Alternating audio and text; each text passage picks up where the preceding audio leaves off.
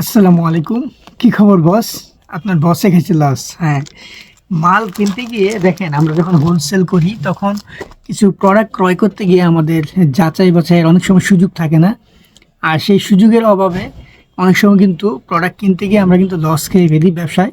এটা কিন্তু খুবই গুরুত্বপূর্ণ। কারণ ঠিক এমন একটি লসের এক্সাম্পল আপনাদেরকে দেখাচ্ছি কিছু প্রোডাক্ট।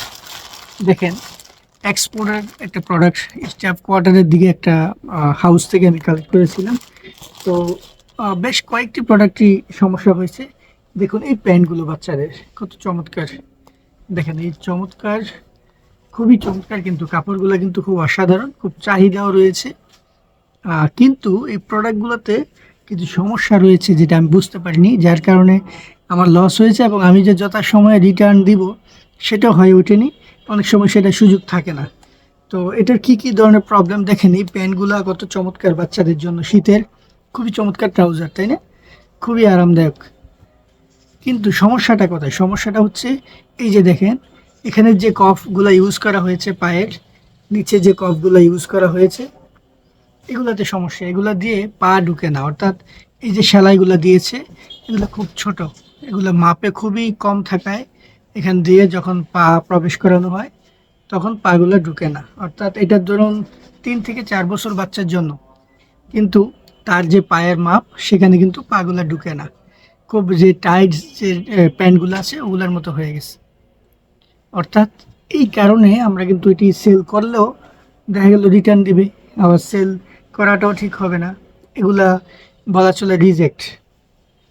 তো রিজেক্ট হওয়ায় এটা কিন্তু বেশ কিছু প্রোডাক্ট এভাবে কিনতে গিয়ে ভুল হওয়ায় লস হয়ে গিয়েছে।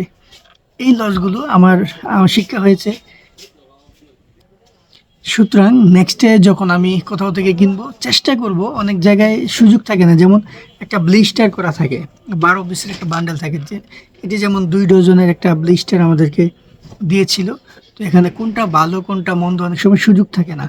তো তারপরেও সর্বোচ্চ চেষ্টা করতে হবে এগুলোকে যাচাই করে সংগ্রহ করার জন্য। যাচাই করে সংগ্রহ করতে পারলে এই লসটা হয়তো সম্ভাবনা থাকবে না। কারণ আমরা কেনার সময় যেমন অনেক সময় কেনার সময় যেহেতু খুব কম খরচে কিনতে পারলে, যেমন কম টাকায় যদি কিনতে পারি বেশি টাকা লাভ করা, এই যে কিনে জেতার একটা ব্যাপার থাকে।